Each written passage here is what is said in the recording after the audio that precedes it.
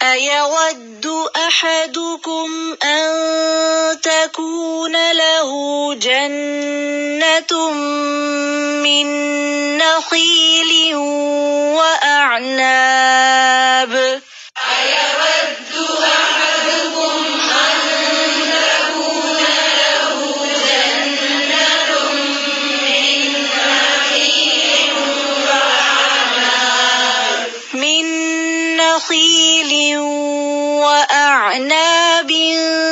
تجري من تحتها الأنهار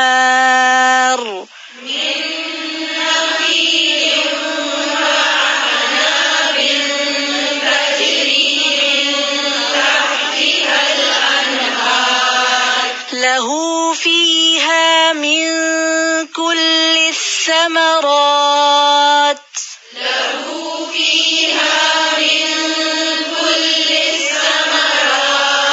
وأصابه الكبر وله ذرية ضعفاء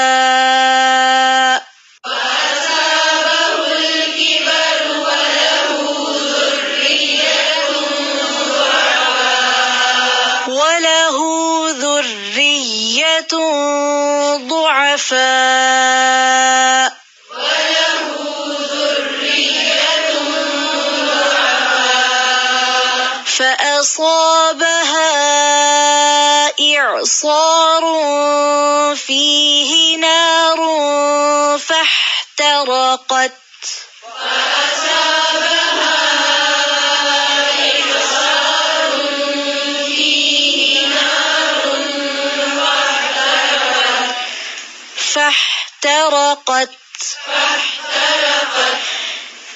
كذلك يبين الله لكم الآيات لعلكم تتفكرون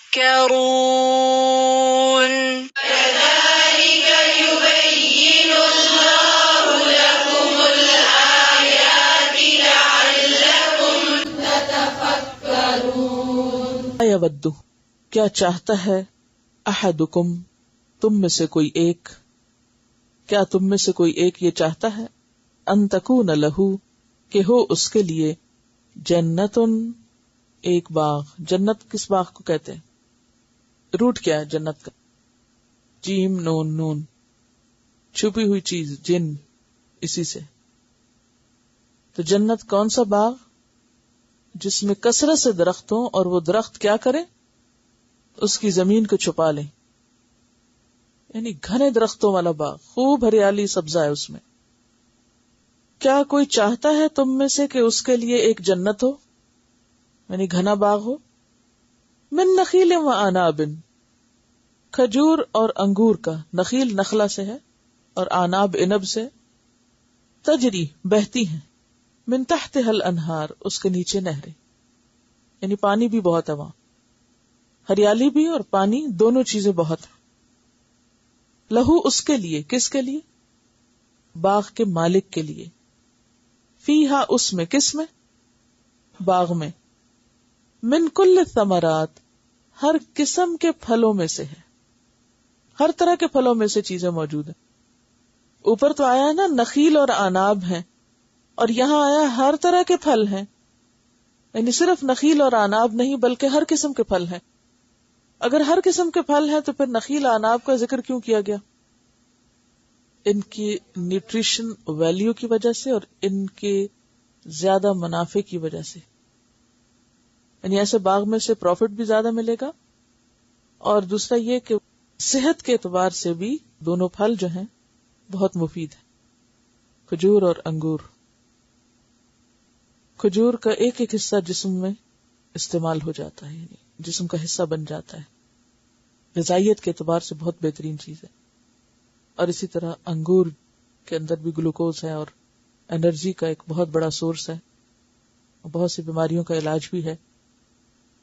تو ان دونوں درختوں کا خاص طور پر ذکر کیا گیا، یعنی اس باغ کی ویلیو کو بڑھانے اور بتانے کے لیے کہ اس باغ میں کھجوروں کے درخت بھی ہیں اور انگوروں کی بیلیں بھی ہیں.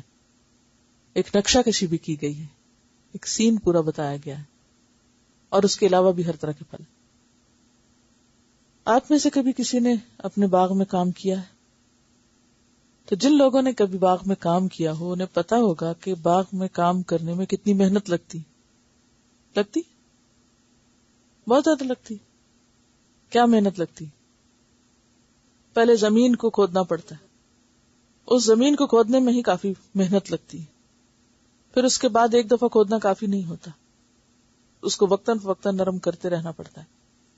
پھر اس کے بعد اس میں سے ویڈز وغیرہ نکالنا، پھر اس میں دانا ڈالنا، پھر وقت پہ پانی لگانا اور مسلسل کانشیس رہنا.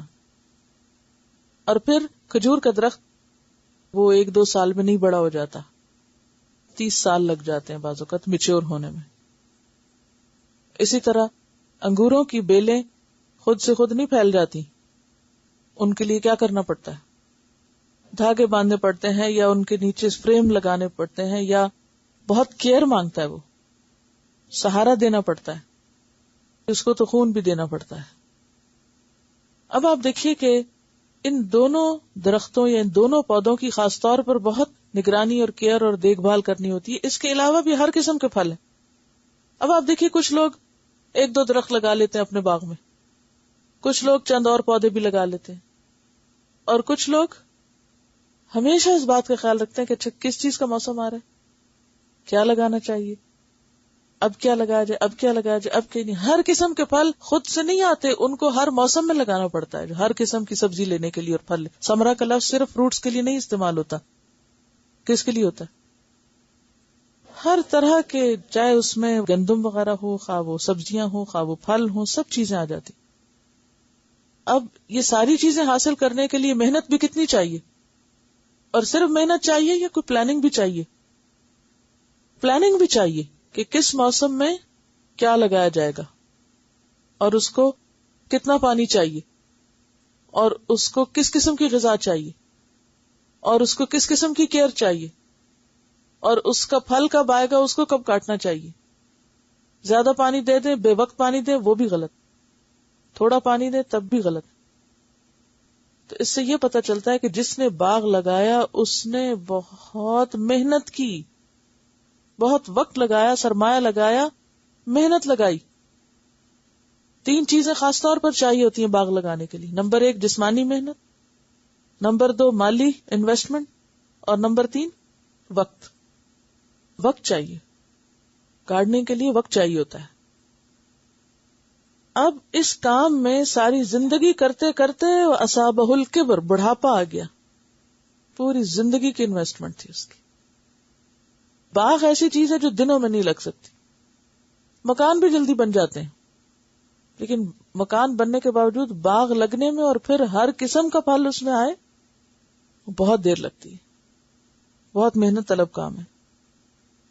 ایک شخص نے اتنا کچھ کیا، سب کچھ کیا، اور کرتے کرتے بوڑھا ہو گیا، اور اس کو اپنے باغ میں اور اپنے کاموں میں، انویسٹمنٹ میں اتنی محنت لگی اور اتنا اس نے اپنا ٹائم لگایا کہ شادی بھی دیر سے کی، اس لیے بچے بھی چھوٹے تھے. وَلَهُ ذُرِّيَّةٌ ضُعَفَاءَ. کچھ لوگوں کو اپنے بزنس، اپنے کام، اپنی جاب سے اتنا انٹرسٹ ہوتا ہے کہ وہ اس میں اتنے ان ہوتے ہیں کہ وہ شادی بھی دیر سے کرتے ہیں. اور جب شادی انسان دیر سے کرے تو پھر کیا ہوتا ہے، بچے بھی دیر سے ہوتے ہیں، اور خود انسان بوڑھا ہو جاتا ہے اور بچے کیا ہوتے ہیں، چھوٹے ہوتے ہیں. اب یہاں یہی کیس ہے. یہ بات خاص طور پر میں اس لیے کر رہی ہوں کہ آپ اندازہ لگائیں کہ ایک شخص نے کتنی محنت سے باغ تیار کیا ہے. یعنی اس نے اپنی جوانی اس میں لگا دی، اس نے عمر کا ایک بڑا حصہ بھی لگا دیا، اور بچے ابھی اس کے چھوٹے تھے کہ اچانک ایک دن زور کی آندھی چلی. فَأَصَابَهُ إِعْصَارٌ، آ پڑا اس کو، اصابہ، پھر وہ تیر نشانے پہ جا کے لگنا. تیز آندھی چلی اور آ کے اس نے کیا کیا، اعصارن کا لفظ ہے نا، عصر سے، عصر کہتے ہیں نچوڑنے کو، وہ جو گھومتی ہوا ہوتی ہے نا، جو ایک دم گھومتے گھومتے اوپر کو جاتی ہے، اس کے لیے اعصار کا لفظ ہے. طوفانی ہوا جو زمین سے لپٹتے یا چکر کھاتے کھاتے اوپر کو جاتی ہے. فیہ نارن، اس میں آگ بھی تھی. آگ سے مراد یا تو آگ کا کوئی شعلہ بھی ہو سکتا ہے، بگولا بھی ہو سکتا ہے، یا پھر آگ سے مراد تیز دھوپ اور گرمی اور طوفانی قسم کی ہوا، آندھی ہو سکتی ہے. فاحترقت، جس سے درخت اکھڑ گئے اور سارا باغ جل گیا. فاحترقت کا روٹ ہے حرقاف، حرق، حریق کہتے ہیں آگ کو. عذاب الحریق آپ قرآن میں پڑھیں گے، جہنم کے لیے آتا ہے. یعنی باغ کا جلنا ضروری نہیں کہ وہ اس کی لکڑی جل جائے یا کوئلے بن جائیں یا اس میں آگ باقاعدہ لگے. آپ دیکھیے بارش اگر نہیں ہو رہی تو آپ کیا بولتے ہیں، گھاس جل گیا. اور خاص طور پہ گھاس کب جلتا ہے؟ صرف دھوپ نکلنے سے نہیں جلتا. کب جلتا ہے؟ پانی نہ ہو تو الگ بات ہے، لیکن جب گرم ہوائیں چلتی ہیں، جب تیز دھوپ کے ساتھ خاص قسم کی گرم ہوا چلتی ہے تو وہ کیا کرتی ہے؟ جلا کے رکھ دیتی ہے، پیلی پڑ جاتی ہے ہر چیز. تو اس شخص کے ساتھ یہی ہوا، اس کا باغ پیلا پڑ گیا، جل گیا، یعنی سب پھل مارا گیا. کذالک یبین اللہ، ایسی مثالوں سے اللہ اپنی بات بیان کرتا ہے. لکم، تمہارے لیے، الآیات، آیات یعنی احکامات. کس لیے؟ لعلکم، تاکہ تم کیا کرو، تتفکرون، غور و فکر سے کام لو، غور و فکر کرو. یعنی دنیا میں رہتے ہوئے، دنیا کے کام کرتے وقت اپنی آخرت کو یاد رکھو، غور و فکر کرو. اور اس میں غور و فکر کی بہت سی باتیں ہیں. مراد اس سے کون شخص ہے؟ وہ شخص جس نے نیکی کے بہت سارے بڑے بڑے کام کیے تھے، بڑی بڑی قربانیاں دی تھی، لیکن اچانک شدید قسم کا غصہ یا شدید قسم کی کوئی طوفانی ہیجانی کیفیت آئی اور کوئی غلط فیصلہ کر دیا، کوئی غلط بات بول دی، غلط ریئیکشن سامنے آیا. کیا ہوا؟ سب کیے کرائے پہ پانی. من یا اذا، ان دونوں میں سے کوئی کام کیا. نتیجہ کیا ہوا؟ جتنی محنت کر کے اپنا ایک اس نے مقام بنایا تھا، وہ سارا اللہ کی نگاہ میں گر گیا، سارا عمل برباد. کہتے ہیں کہ بعض اوقات انسان ساری زندگی نیکی کے بڑے بڑے کام کرتا ہے اور ایک منہ سے ایسی بات نکالتا ہے، یعنی انسان جنت کے ایک بالشت قریب رہ جاتا ہے، بالکل قریب، کہ ایسی بات منہ سے نکالتا ہے، پچھلا سب کیا دھرا فنا ہو جاتا ہے اور جنت میں جانے کی بجائے جہنم میں جا گرتا ہے. من، اذا، ریا، یہ سب وہ چیزیں ہیں جو انسان کے اعمال کے لگے ہوئے باغوں کو جلا کے رکھ دیتی، ساری نیکیاں برباد ہو جاتی. تو اس لیے تقویٰ کے بغیر چارہ نہیں کہ انسان کانشیسلی زندگی بسر کرے آخری دم تک. ایود احدکم، کیا تم میں سے کوئی چاہتا ہے، ان تکون لہ جنت، کہ اس کا ایک باغ ہو، من نخیل و عناب، کھجور اور انگور کا، تجری من تحتها الانہار، جس کے نیچے نہریں بہ رہی ہوں، لہو فیہا من کل الثمرات، اس میں ہر طرح کے پھل موجود ہوں، واصابہ الکبر، یعنی ایک شخص جس نے باغ لگایا اور خوب خوب اس کو سجایا اور ہر طرح کے پھل لگائے، اور ہوا کیا کہ ساری زندگی اس میں کھپا دی کہ بوڑھا ہو گیا، اور اتنا کام کیا کہ شادی بھی اور بچے بھی تاخیر سے، چھوٹے ہیں بچے، کچھ کرنے کے قابل نہیں. فَأَصَابَهَا إِعْصَارٌ، کہ اچانک باغ پہ ایک آفت آ پڑی، ایسی آندھی چلی کہ جس میں شدید حرارت یا آگ تھی. فاحترقت، سارا کھیت، سارا باغ جل گیا، باغ ویران ہو گیا. عمر گزر گئی، اب مزید محنت نہیں ہو سکتی، کہ بڑھاپا ہے، محنت کرنے کے قابل نہیں، بچے چھوٹے ہیں کہ مدد نہیں کر سکتے. اللہ تعالیٰ اس طرح اپنی باتیں سمجھاتا ہے کہ لوگ غور و فکر کریں.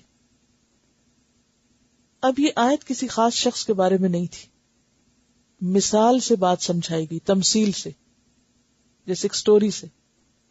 مثلا بچوں کو آپ سٹوری سناتے نا کہ ایک لڑکا تھا، وہ گاؤں میں رہتا تھا اور وہ ایسا تھا ویسا تھا، حالانکہ وہ اس کے پیچھے کیا ہوتا ہے، کوئی لڑکا نہیں تھا، نہ کوئی گاؤں تھا اور نہ کہیں کوئی رہتا تھا. تو یہ آپ کہانیاں کیوں بناتے ہیں؟ ہاں، بات سمجھانے کے لیے. اس کو کہتے ہیں تمثیلی انداز میں بات سمجھانا. یہ جو مختلف ڈرامے وغیرہ بنتے ہیں یہ کس لیے ہوتے ہیں؟ بات سمجھانے کے لیے. تو یہ جو آیت تھی کسی خاص شخص کے بارے میں نہیں تھی، ایک مثال سے بات سمجھائی گئی